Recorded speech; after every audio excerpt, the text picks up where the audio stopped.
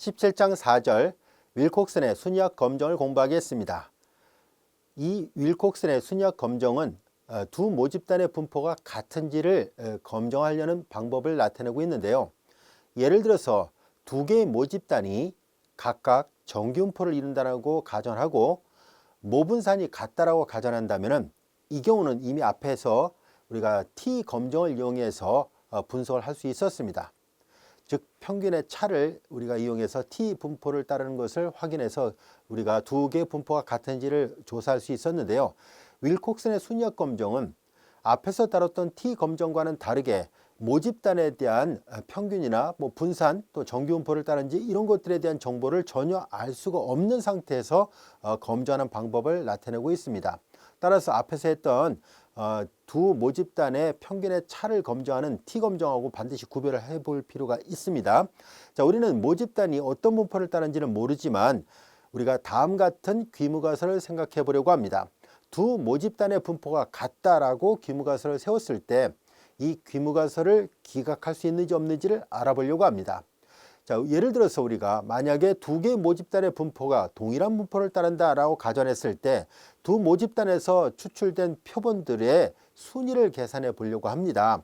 순위를 계산했을 때 순위를 첫 번째 모집단과 두 번째 모집단에 대해서 우리가 각각 순위를 매겨요. 이때 두 자료를 합칩니다. 두 자료를 합쳐서 다시 순위를 매겨봤을 때 이 순위가 만약에 두 모집단이 서로가 동일하다고 가정했을 때 순위가 편중되는 현상이 나타나지 않을 것이다 라는 데 착안해서 검증한 것이 바로 윌콕슨의 순위합 검증입니다. 자, 이제 구체적으로 어떤 것을 다루려고 하는지를 한번 살펴보도록 할게요. 자, 여기 보다시피 만일 두 개의 분포가 같다면 표본을 합쳐서 크기 순서로 나열했을 때도 그 순위에 크게 편중이 없을 것이다 라는 얘기예요. 예를 들어서 순서대로 나열했을 때 작은 값이 한 집단에 몰려 있고 또 큰 순위가 다른 집단에 몰려 있거나 그렇게 편중돼서 나타나지는 않을 것이다라는 얘기예요.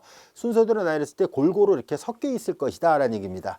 자, 이제 이것을 우리는 각 집단의 순위 합을 우리가 조사를 해서 우리가 두 집단이 서로 같은지 또는 다른지를 비교를 해보려고 합니다. 자, 예를 하나 들어보도록 하겠습니다. 자, 다음과 같이 두 반 학급의 어떤 시험 성적을 이렇게 작은 값에서 큰 값 순서대로 이렇게 나열을 했습니다. 이렇게 했을 때 우리는 이 작은 숫자와 큰 숫자 순서로 했을 때 이 자료는 여기는 이제 A반에 얘가 1번, 2번, 3번, 4번이고 얘가 B반에 1번, 2번, 3번, 4번, 5번, 6번 순위를 매겼어요. 그런데 우리는 두 분포가 같은지를 알아보기 위해서 두 자료를 합친 겁니다. 두 자료를 합쳐서 이제 이 합친 자료에 대해서 순위를 매긴 거예요. 1번, 2번, 20, 30, 35, 38이니까 1번, 2번, 3번, 4번, 그 다음에 여기 5번, 6번, 7번, 8번, 9번, 10번 이렇게 가겠죠. 그래서 보다시피 순위가 이렇게 골고루 섞여서 나오고 있다는 것을 알 수 있습니다. 자, 이제 이렇게 해서 우리가 순위를 이 전체 자료를 합쳐서 순위를 검증하려고 하는데요. 그 하는 방법을 좀 살펴보도록 하겠습니다. 귀무가설은 이제 첫 번째 집단을 편의사 fx, 두 번째 집단의 분포를 gx로 놨을 때 귀무가설은 두 집단이 같은 분포를 갖는다라는 가정을 갖고 있기 때문에 fx equal gx라고 놓겠습니다. 그에 반해서 대립가설은 그렇지 않다. fx하고 gx가 같지 않다라고 가정을 해보도록 하겠습니다. 자, 이제 그래서 두 분포의 차이에 대한 윌콕슨 순위학 검증을 할 때 두 귀무가설은 같다, 대립가설은 같지 않다로 놓겠습니다. 자, 그러면 어떤 순서대로 이제 우리가 검증을 할 것인지 한번 볼까요? 두 집단의 표본을 합쳐서 크기 순서대로 나열한 후 순위를 매긴다. 조금 전에 봤던 이 표본처럼 이렇게 순위를 매기시오라는 얘기예요. 자료를 합쳐서 1번, 2번, 3번, 4번 이렇게 작은 값에서 큰 값 순서대로 순위를 매기시오라는 얘기예요. 자, 그런 다음에 표본수가 작은 집단의 순위합을 구합니다. 표본수가 작은 집단이 여기 있잖아요. 이 순위합을 구하라는 얘기예요. 18, 순위합은 18이 나왔습니다. 표본수가 작은 집단의 순위합을 계산했을 때 28이 나왔는데요. 이 표본수가 작은 집단의 순위합의 값을 쭉 조사를 할 겁니다. 자, 어떤 과정으로 조사하는지 곧 설명할게요. 이걸 조사했을 때 이게 너무 작거나 또는 너무 큰 값이 나와버리면은 귀무가설을 기각하게 됩니다. 그러나 어떤 경계값 사이에 놓이게 된다면 귀무가설을 기각할 수 없다라고 말을 하도록 하겠습니다. 자, 그럼 어떤 기준으로 판단해야 되는지 한번 살펴보도록 하겠습니다. 순위합이 너무 작거나 너무 크면 두 집단의 분포는 다르다. 즉 귀무가설을 기각하겠다는 얘기예요. 귀무가설을 기각하게 되면 대립가설이 선택되는데요. 이 경우는 여러 가지 의미가 있을 수 있지만 그냥 위치가 다르다라는 의미로만 생각합시다 하는 얘기예요. 왜냐면 우리가 지금 전체 모집단의 평균이라든가 이런 걸 모르기 때문에 평균이 다르다라고 속단할 수는 없습니다. 그래서 그냥 단지 위치가 다르다 또는 예를 들어서 중앙값이 다르다 이 정도의 의미만 가지고 생각합시다라는 것을 설명하려고 한 거예요. 자, 이제 그럼 구체적으로 이 순위합을 어떻게 계산할 것인지를 좀 다뤄보려고 합니다. 자, 일단 두 분포가 같다라고 가정했을 때 순위에 대한 기대값은 이렇게 자료들을 다 더해요. 그리고 1을 더해서 2를 나누면 되고요. 표본수가 작은 쪽의 순위합의 기대값은 요 방금 전에 계산했던 거에다가 표본수가 작은 거의 개수를 곱하면 돼요. 자, 이제 이렇게 해서 계산할 수 있는데요. 자, 그래서 윌콕슨 순위합의 통계량의 표준분포에서 이걸 계산했을 때 하한 인계값과 상한 인계값을 계산하려고 합니다.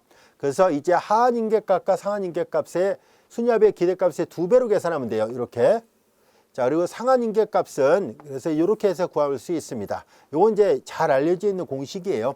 그래서 이제 이 윌콕슨 순위합 통계량에 대한 이 상한 값과 하한 값은 뒤에 부록을 보면 결정할 수 있습니다. 자, 이렇게 해서 만약에 유의 수준이 0.1로 되어 있다라고 가정했을 때 뒤에 부록을 보면은 하한 인계값은 14가 되고 상한 인계값은 30이 나옵니다. 근데 우리는 조금 전에 계산했을 때 작은 집단의 순위합이 18이 나왔잖아요. 18은 14하고 30 사이에 있습니다. 요 값 사이에 있으면 귀무가설을 기각할 수 없어요. 즉 아주 작거나 아예 크면은 귀무가설을 기각하겠다는 얘기인데 유의 수준을 0.1로 잡아놓고 하한값 14, 상한값 30을 놓고 보니까 작은 표본수의 집단의 순위합은 18이었기 때문에 기각할 수 없게 돼요. 이번에는 유의 수준을 0.05로 잡았어요. 이렇게 놓고 나서 계산해 보니까 뒤에 부록을 통해서 보니까 하한 인계값이 13, 상한 인계값이 31인데 여전히 18은 13과 31 사이에 있습니다. 그래서 기각영안에 속하지 않았기 때문에 귀무가설을 기각할 수 없다라고 결론 내릴 수 있습니다. 결국 귀무가설을 기각할 수 없으니까 두 분포의 차이는 없다, 즉 같다라고 볼 수 있다는 얘기예요. 자, 이제 그리고 윌콕슨 순위합의 표준분포에서 만약에 표본이 대표본이라면 이것도 역시 정기분포로 근사시켜서 계산할 수 있어요 라는 얘기예요. 그래서 이때 평균은 이렇게 계산되고요. 분산은 이렇게 계산된다는 것을 별도의 증명과정 없이 그냥 결과를 활용하도록 하겠습니다. 따라서 이런 경우라면은 정기분포를 이용해서 표준화된 정기분포를 이용해서 확률값을 계산할 수 있을 겁니다. 그래서 그렇게 해서 만약에 그 확률값이 0.05보다 작게 나오더라. 그러면 기각년에 속했다는 얘기니까 귀무가설을 기각할 것이고 0.05보다 큰 확률이 나오면은 기각할 수 없다라고 결론 내리면 됩니다. 그래서 이제 대표본인 경우는 이런 식으로 해서 정기분포로 근사시켜서 계산할 수 있습니다. 자, 그래서 이제 두 지역 학생에 대한 성적을 앞에 조금 전에 도표를 통해서 했던 것을 이제 조금 지금까지 설명했던 거에 의해서 하나하나 계산한 겁니다. 자, 이제 표본수가 작은 A 지역의 순위 합을 계산한 거고요. 이제 요거 이제 예문이 다른 거예요. 교재 조금 전에 했던 이 도표가 아니라 다른 예문입니다. 교재에 보면은 A 지역하고 B 지역의 성적이 이렇게 크게 이렇게 표본의 인원수가 다른 게 두 개의 도표가 있어요. 이제 그거를 이제 교재를 여러분들이 한번 참고를 해보시기 바라고요. 표본수가 작은 지역의 순위합을 계산하니까 227이 나왔습니다. 그 교재 뒷장을 보면 여러 개 이제 순위를 매겨놓은 도표가 있어요. 그 참고해 보시기 바라고요. 그다음에 이제 조금 전에 했던 그 평균 n 더하기 m 플러스 1 일어나는 거 있죠. 그걸 계산해 보니까 227이 나왔습니다. 그리고 분산은 888이 나왔고요. 자, 그리고 어느 정도 대표본이기 때문에 표준화된 정기분포를 이용한 거예요. G스코어 값이 0.151이 나왔고요. 양측 검정을 했더니 P값이 0.88입니다. 0.88이니까 이건 0.05보다는 훨씬 큰 값이죠. 그래서 귀무가설을 기각할 수 없다. 다시 말해서 두 집단의 분포는 같다라고 말할 수 있습니다는 얘기예요. 귀무가설을 이제 같은 걸로 잡았거든요. 그래서 다르다고 할 수 없다. 다시 말해서 귀무가설을 기각할 수 없었습니다라는 얘기예요. 자, 교재를 꼭 참고해 보시기 바라고요. 한번 쭉 읽어보세요. 자, 이어서 이제 우리는 이건 좀 전에 설명했던 내용이에요. 만약에 모집단의 분포가 정기분포라는 것을 알고 있다면은 그럼 모평균을 서로 비교해 보는 것은 T 검정을 이용하면 되지만 우리가 윌콕슨 순위 합 검정은 바로 모집단에 대한 정보를 전혀 모르고 있기 때문에 이렇게 순위를 가지고 검증하는 것을 이제 비교할 수 있어야 됩니다는 얘기예요. 조금 전에도 설명했던 내용입니다. 크루스칼 왈리스 표집분포에서 만일 대표본이었다면은 그럴 경우에는 카이저급 분포를 따른다는 것이 알려져 있습니다. 자유도가 K-1이 되는 카이저급 분포를 따르기 때문에 뒤에 여러분들이 부록을 통해서 카이저급 통계량의 그 확률값을 이용해서 귀무가설이 기각될 수 있는지 또는 기각될 수 없는지를 결정할 수 있을 겁니다. 자, 그래서 대표본인 경우에는 이 크루스칼 왈리스 통계량은 자유도가 K-1이 되는 카이저급 분포를 따른다라는 것이 알려져 있어요. 자, 그래서 우리는 간단하게 예를 하나 살펴보도록 하겠습니다. 교재 예제를 살펴보면은 세 가지 방법의 다이어트에서 체중의 변화를 본 게 있습니다. 그 도표를 따로 옮겨 놓지는 않았으니까 책을 참고해 주시기 바랍니다. 자, 크루스칼 왈리스 통계량을 계산해 보니까 0.0044가 나왔습니다. 그리고 이것을 이제 비교하기 위해서 이제 세 가지 다이어트니까 K가 3이에요. 그래서 K-1이 자유도라 했었으니까 K 3에서 1 빼니까 2죠. 그래서 자유도가 2인 카이저급 분포랑 비교를 해본 거예요. 그랬더니 확률값을 계산하니까 0.99가 나왔어요. 0.99라면 0.05랑 비교했을 때 월등히 큰 값이잖아요. 이 말은 귀무가설을 기각할 수 없다라는 것을 말해줍니다. 귀무가설은 세 가지 방법의 다이어트에 대해서 체중의 변화, 방법의 차이는 없다라는 것이 이제 귀무가설이거든요. 그랬더니 귀무가설을 기각할 수 없으니까 세 가지 다이어트 방법에 대해서 유의성이 없었다는 것을 말해주고 있습니다. 그래서 차이가 있다라고 말할 수 없다는 것을 말해주고 있어요. 자, 이제 우리는 이 교재 본문의 마지막 절에 해당되는 것을 살펴보려고 합니다. 17장 6절을 보려고 하는데요. 스피어만 순위 상관계수를 다루려고 합니다. 이 상관계수를 다룰 때 우리는 앞에서 피어슨 상관계수를 공부한 적이 있습니다. 이 피어슨 상관계수는 앞에서 이렇게 계산했었죠. 이 피어슨 상관계수를 계산하려면 X와 Y에 대한 결합분포에 대한 정보를 알아야만 이걸 구할 수 있었습니다. 그런데 우리가 만약에 이 X하고 Y의 결합분포에 대한 정보를 모르고 있다면 이 피어슨 상관계수를 사용할 수가 없어요. 그래서 그 대안으로 우리는 이 결합분포를 모를 때는 이 스피어만 순위 상관계수를 대신 사용해야 됩니다라는 것을 말하려고 합니다. 자, 그러면 스피어만 순위 상관계수 어떻게 되어 있는지 한번 살펴보도록 할까요? 자, 조금 전에 설명했던 것처럼 피어슨 상관계수는 보다시피 결합분포에 대한 정보를 알아야만 해요. 이 분포를 모른다면은 이걸 사용할 수가 없어요. 그래서 모집단의 결합분포를 모른다면은 그때는 이 순위 간의 상관을 이용할 수밖에 없는데요. 이 분포에 의존하지 않는 순위 간의 상관이에요. 그게 이제 지금 하려고 하는 스피어만 순위 상관계수입니다. 자, 스피어만 순위 상관계수는 다음과 같이 복잡한 식으로 되어 있습니다. 유도되는 과정은 이 따로 여러분들이 전문 서적을 통해서 참고해 보시기 바라고요. 학교 시험에 이거 증명하라 이렇게 나올 리는 없습니다. 그냥 이 식을 이용해서 스피어만 상관계수 값을 계산하는 데 이제 초점이 맞춰져 있거든요. 그래서 순위 상관계수를 이렇게 해서 이 값을 대입을 해서 계산하면 됩니다. 자, 이제 그러면 이 대표본인 경우에는 이 스피어만 순위 상관계수에서 만약에 표본이 대표본이라면은 정기분포에 근사한다는 것이 잘 알려져 있습니다. 이때 평균은 0이고요. 분산은 n-1분의 1로 되어 있습니다. 그래서 표본이 크고 x하고 y가 독립이라는 가정하에서 스피어만 순위 상관계수에서 대표본이라면 평균 0 그리고 분산 n-1분의 1로 되는 정기분포에 근사적으로 따른다라는 것이 잘 알려져 있어요. 자, 그래서 우리가 다음 같은 예문을 한번 살펴보려고 합니다. 자, 이 예문은 형제 간의 몸무게 상관이 있는지 없는지를 알아보려고 하고요. 그 데이터는 교재에 있는 예문을 참고해 주시기 바랍니다.